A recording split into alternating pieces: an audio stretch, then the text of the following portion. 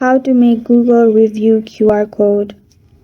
Hi everyone, it's Sophia to assist you today. Without any delay, let's jump right in. First, open Google Chrome. You'll find dots at the right side. Click on dots, then click on Business Profile Manager.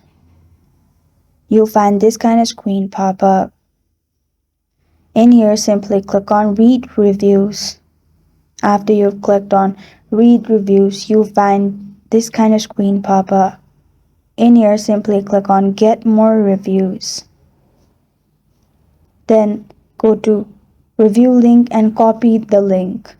After you've copied the link, go to Chrome and then search QR Code Monkey and then paste the URL you copied earlier. Then simply click on Create QR Code. After you created QR code, simply click on Download PNG and you're good to go. This is how to create Google Review QR code.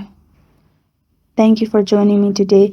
If this video helps you out, please leave a like and subscribe for more. Got a question or want to suggest a topic? Comment below. I'm Sophia signing off until next time.